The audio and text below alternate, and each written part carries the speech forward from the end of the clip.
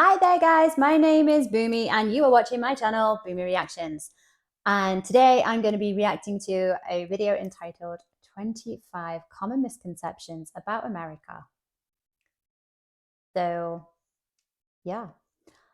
There's probably many misconceptions about America. I know there's plenty about the UK. Some of which are probably bordering a little offensive, others maybe not. Others are a little bit more harmless. I'm sure you guys feel the same. So yeah, let's just jump into the video.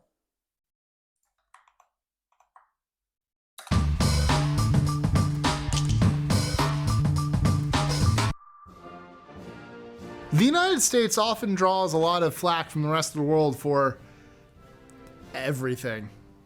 From its foreign policy to the way it runs its domestic affairs. In fact, it seems like there are few things that can divide the world more evenly and more strongly than asking people what their opinion is of the United States. Everyone has an opinion. Really? Even in the same city, you'll meet people who fall on the extreme sides of the spectrum. Okay. But what is it exactly that causes America to be so messed up? Even America's own politicians can't seem to stop talking about how messed up things are. Well, today we're going to take a deeper look. Are things really as bad as everyone seems to think they are? I'm Mike with List25, and these are 25 common misconceptions about the United States that simply aren't true. And as a very important note, this list was produced by both a United States citizen and 2 European citizens that relocated to the United States. Okay. It's written to be as fair as possible. I like this. No, I'm not 2 Europeans. Or am I? No, you're not. All right, let's begin with a really common thought. Americans are ignorant about the world. Americans are held to an unrealistic standard. Since the rest of the world watch our movies and listen to our music, they know a lot about our country. We think we do. Let's be honest, they never studied it. Yeah. People actually complain that Americans don't even know that Czechoslovakia doesn't exist anymore. But neither does half the United Kingdom, and they're on the same continent. It turns out that all of us are pretty bad at geography. Yeah. You'd think America would be better at it, however, considering another common thought is that America spends its days spying on everyone. And that's true, but who doesn't? Do you? Germany, France, Switzerland, Japan, Iceland, and all the rest of us spy on each other and ourselves. Moving on, America has been called racist. Please don't take this the wrong way. I don't think you're Racism racist. definitely exists, and it makes the news. But you know what else? America also has a vicious media, and all of the world watches it, sometimes more than their own media. So when something super bad happens in other countries, it might not even make the back page. Next, it's a common misconception that Americans don't use public transport. While it's true that we use cars a lot, I just want to highlight, while that is a very fair comment to say that we all feel like we know a fair share about America because we see you in the films and in the TV shows that we love and we've grown up with. The reality is that most of us have no idea about your history, about culture. You know, hopefully British people understand the language. But yeah, I did study a little bit about America at GCSE, like the Wild West, I think. Yeah, so like Native Americans and the European settlers, and so not to say that I know an awful lot about America, I do not, but I did actually learn a little bit in school, and that's probably more than an awful lot of people. So that's a very fair statement to make. I've never thought about that. While we do feel like we know a lot about America, we actually don't. Exception that Americans don't use public transport. While it's true that we use cars a lot, many regions in America have great public transport, or at least just as good as Europe. Besides, what good is a train if nobody can afford it? We're looking at you, UK. Yes. Moving on. America does / is fill in the blank. America is far from being a unified entity. Each state has its own laws, cultures, and quirks. Some states have the death penalty, some don't. Some have strict gun laws, and some don't. Some have free college, some don't. Some have tax, and yeah, some don't. I think that, again, these are good points. You, America, you seem to have like this stereotype that kind of follows you around, but the stereotype, how can we have a stereotype of somewhere that is so vast and varied? That's crazy. Actually, when you break it down and think about it, what specifically where in America do our stereotypes refer to? And it's probably Hollywood. It probably is, because that's the part of America that we're so accustomed to thinking that we see. But that's a really, really good point. So, just like you can't say Europe is so and so, you can't say the same about the No. US. It's a fair point. As an additional note, the states are far more independent than many of us realize. In fact, every state even has its own military, known as the Guard. Furthermore, some states pass legislation that directly contradicts the federal government. This is because in the US, the federal government is not the highest authority, the states are. I love being educated. I love hearing things that I do not know, and I did not know that. I know there can be vast differences between legal systems, I suppose, from one state to another one. But to go to the lengths of to have your own system in place where you actually say that the state is higher than the federal government, that's news to me. Okay. To further establish the fact that America isn't a single entity, many believe that Americans only speak one language. But that's no different from the rest of the world. Have you ever been to France, or the UK, or Italy, or how about China? Most of them only speak one language too. Yeah, we suck. That being said, We over know 20% of the US is bilingual. Now, in the UK, we have obviously a large portion. What makes it the UK? We have Wales, and a lot of Welsh people speak Welsh. So I suppose that's bilingual. But there is a stereotype amongst many countries in Europe that we go on holiday to these countries and we only know English. In fact, I think a lot of English people, or British people, sorry, make very little effort to even learn basic phrases. And the stereotype is that we just go over there and we just repeat the same thing, just a lot louder. Assuming that people are going to understand us when we do that. But that is a common stereotype amongst British people. Yes, myself included, unfortunately. I am not bilingual. let's talk about the military, because people outside the US will preach that America's military does, again, fill in the blank. Nobody is naive enough to think that the US doesn't have selfish interests in mind when it invades a country. Mm-hmm. There isn't a nation on earth that would do that selflessly. No. But whenever the bad goes down, it's just as common for other countries to complain that America should do something. On a more or less lighter note, that's a good point. I never thought about that. Americans are fat. You ever been to the UK lately? There are even scandals because obese patients are getting turned down for surgery. Yes, America does have an obesity problem. But not all citizens are involved in it. I am. A big part of the United States is fairly health conscious and is consistently working to help the overweight population better their lives. Yeah. Thanks, healthy people. So this is two very conflicting stereotypes that are very prevalent around other countries. So there is the stereotype that obesity is an epidemic in the US, but we also have the stereotype of the health fanatics. So they're two completely contrasting stereotypes. So how does that work? I suppose the answer is that because you can't apply one stereotype to the whole of your country. It's so vast.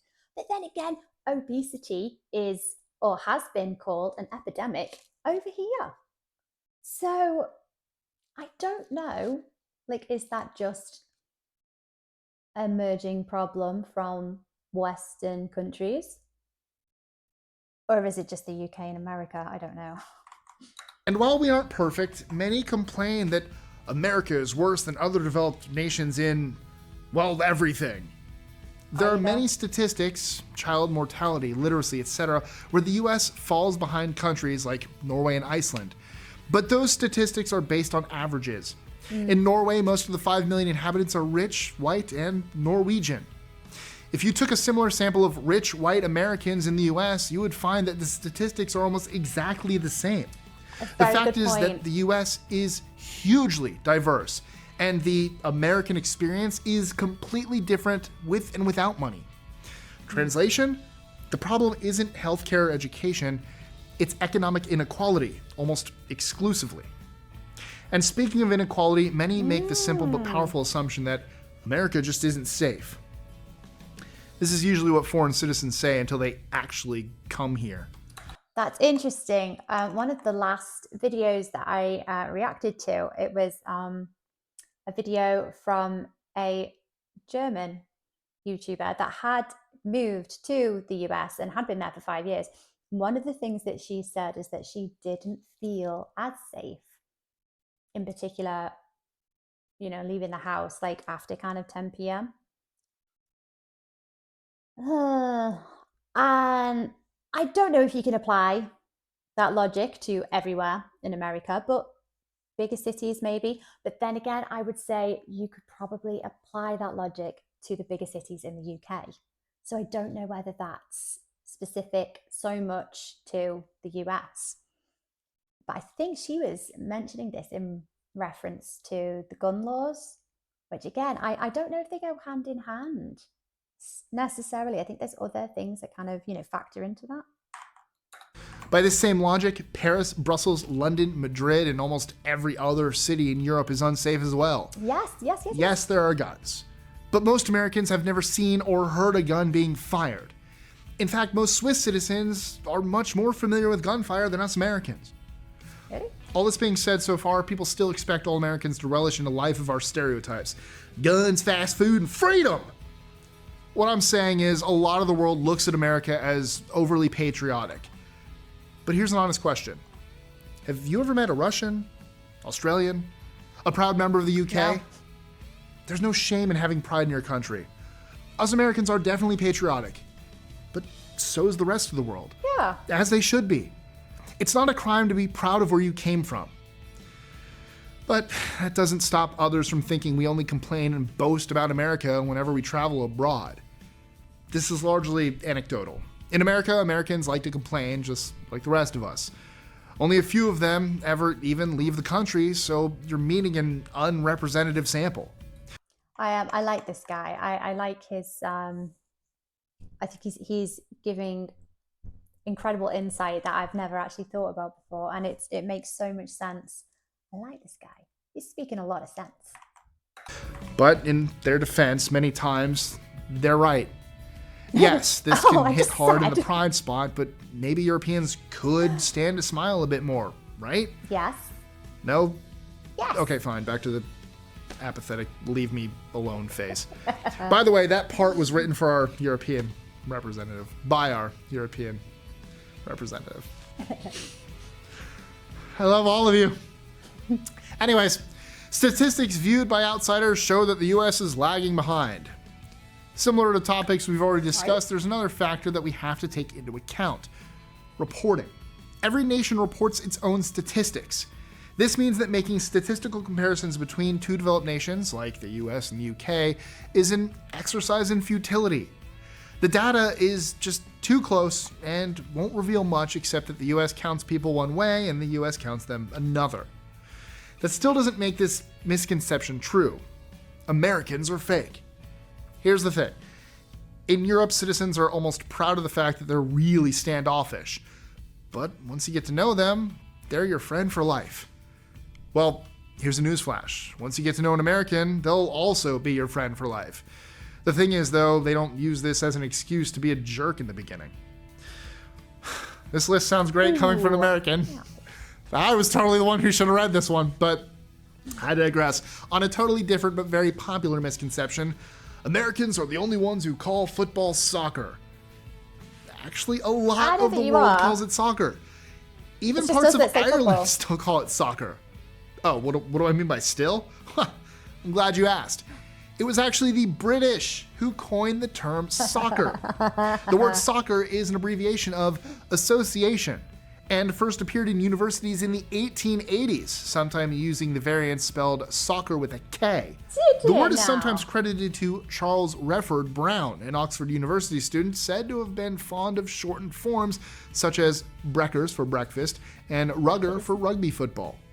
Britain actually started using the word football in the late 20th century, possibly because people incorrectly saw it as an Americanism. This next one... I didn't know that one. I did know that there are other places around the globe that do call football soccer. So I don't think Americans are, you're not the only ones that call it soccer. That's hilarious. That's hilarious that we coined the term soccer and then changed it to football and then accused everywhere else of calling it soccer. Well, it's such a British thing to do. Tristan couldn't believe. Could you not? No. I'm learning something. No. To our American viewers, did you know that people in Europe make fun of you for using air conditioning? Why do they need it? Why don't they just leave the window open? Mosquitoes? At least in Florida. Fun. But here's why they might be joining us soon. During the 2003 European heat wave, 70,000 people died. Ooh. This was in large part due to the fact that European homes and buildings are not typically equipped with air conditioning. So I think it's fair to say that we definitely don't make fun of you. I think you're leading by example. We're jealous. That's what it is. If we make any snide comments, it's just because we're jealous. Like, we sweat to death for the whole 3 days a year. We have a heat wave, but they're really uncomfortable for those 3 days, guys. We could really do with that aircon. But I don't know whether we'd make fun of you. I think many of us, particularly over the last few years, as climate change is becoming more and more of an issue, and we are finding that we do have warmer general weather, warmer and wetter and windier. But yes, we would very much like your air conditioning, but over here, because it's niche, it's very expensive. So, we'd love it, but we don't want to pay those prices for it. While they laugh at the Americans for this, hotter summers are going to force them to take appropriate measures, especially since children and the elderly are very susceptible. Again, I stand by mosquitoes. I'm not opening my window in the summer. Winter, absolutely, open windows. Moving into the top 9, that's the weird number. Top 9. Many parts of the world accuse the United States of accounting for 25% of the world's carbon emissions. Not so nice. But it also accounts for 25% of the world's economic activity. The truth is that several nations, including countries like Canada, have higher per capita emissions than the US. Next, let's talk about how the world thinks Americans are ruining English. Actually, this one. Both British English and American English have diverged from a common 16th century ancestral standard, and in some ways, American English is closer to the original than British English. For example, American English has, for the most part, retained the language's rotosity, pronunciation of the R in words like hard, while British has, for the most part, dropped it. Furthermore, this shift in British English happened around the time of the American Revolution, when wealthier Londoners wanted to distinguish themselves from the lower classes.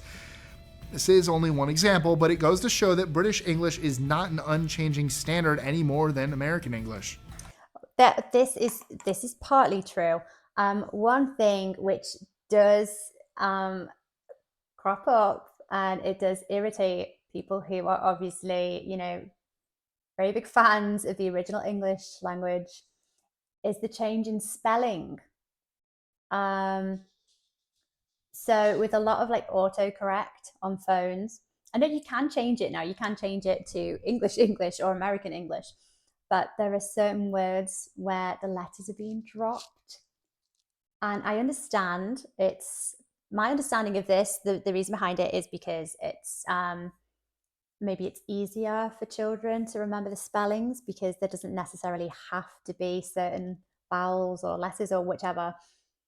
Um, I think that is something that does tend to get a lot of British people's backs up, especially the older British patriots.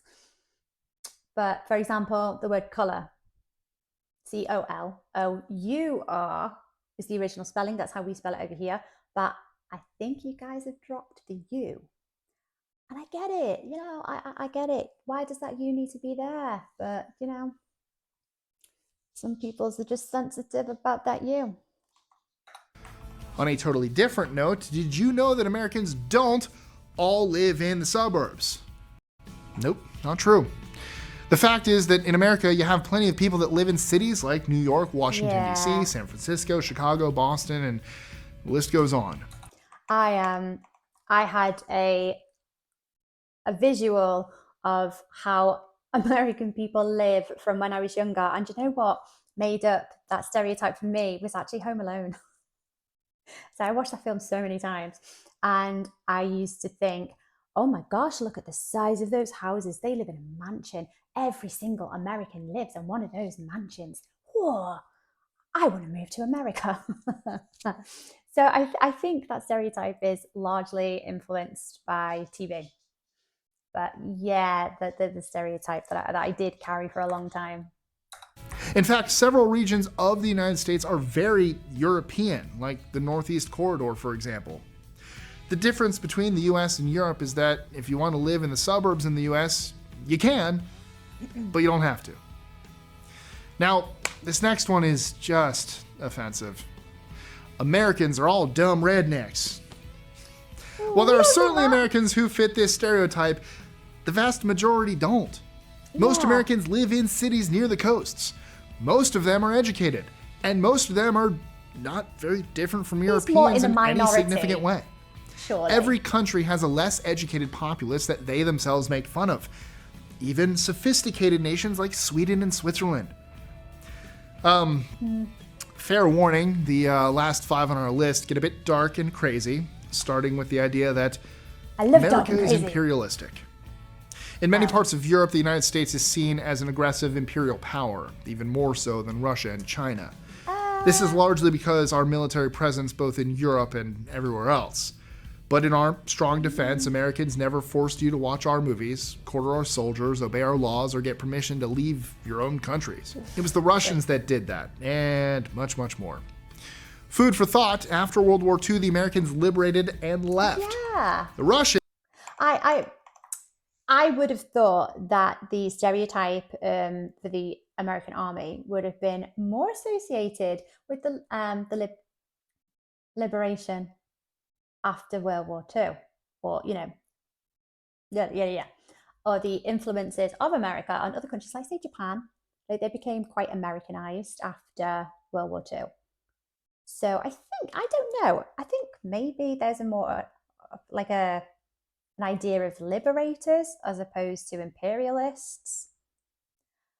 Maybe, does that have more to do with the relation and the ties to Black slavery? I'm not sure, but I'd say liberated and stayed. All right, number 4 is sure to be a shocker to a lot of foreigners. Americans don't actually all walk around with guns. It's just not true. Except for a few places, the only people you'll ever see carrying guns in America are the police. In fact, you'll see more people walking around with guns in Switzerland than you ever would in America. That's surprising. We admit that, like most stereotypes, there is some truth to this next one, but it's been wildly blown out of proportion. Okay. Americans are all crazy Christian right-wingers. There's something so right about saying it with that accent. Yes, there are a lot of Christians in America, and while some of them are crazy right-wingers, most of them aren't. In fact, if you ever get a chance to go and stay with one of those crazy Christian families, you'll see that most of them are just genuinely sweet people that go to church on Sundays. So I think this stereotype, and that's a stereotype that I think we do all have about Americans. I think in the UK, it's just by contrast because fewer and fewer of us in the UK would consider themselves to have any religion. Like when, as a country, as generalized, so generally speaking, we're not an overly religious bunch. And I'm saying that very generally. I don't want to speak for everybody. But there's less ties to religion, our legal system, other blah, blah, blah, blah, blah. It's less tied to the church and to religion. So, by contrast, where you do have laws and things in place in America that are related and have ties to religion, I suppose that makes us believe that it's more important to y'all. So maybe that's where that stereotype is reinforced over here. But I don't think we think you're all crazy Christian right wingers. The stereotype is that you're much more Christian than we are in the UK. This next one sounds like a legit stand-up joke. If you get injured and can't pay for it, you'll just die in the street. Yeah, many people in Europe think this is what happens in America. Oh yeah. As with most things that concern America, they're wrong. You can't be denied emergency medical care in the US. That would go against the Hippocratic Oath. Good. The difference is that you get a bill in the mail a few months later. Of course, debt is another issue, but let's get into that right now. Americans are all in debt. Actually, European citizens carry more debt than Americans. Really? The average household debt in the US, OECD, is 113% of the household's income. In the UK, it's 156%. In Sweden, 173%. And in Denmark, it's a whopping 305%. So, what are some misconceptions about the US that you'd like cleared up? Or do you live in America and want to put a stereotype to rest? Let us know in the comments below, or tweet your answer to us at List25. And as an American, I apologize for everything going on right now. Don't worry, 2020 is just around the corner. Oh, 2020. Oh, this is old. Enjoying our... Okay. I'm just trying to think off the top of my head if there's any stereotypes that I would have had as a British person that he didn't mention. Like maybe behavior in high schools, but ours are pretty horrendous at the minute, so maybe that's not an American thing. And again, I think that's largely influenced from TV, films.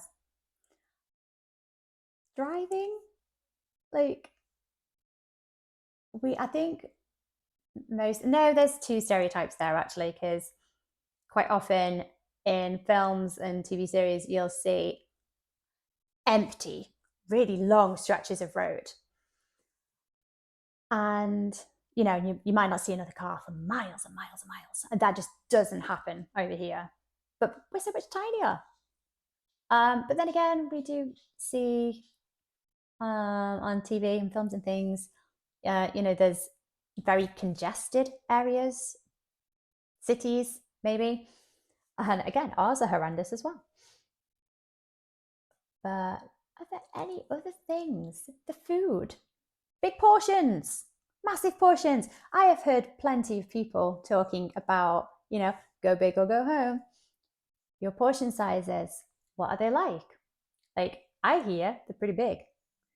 But would you complain about that if you get like an extra large portion of fries for the same price as you would over here? Or is it a little bit excessive? Yeah, he didn't mention anything to do with that, did he? And he did mention the myth about all Americans being overweight. So that would have tied quite well into that. What do you think? Let me know. please feel free to comment.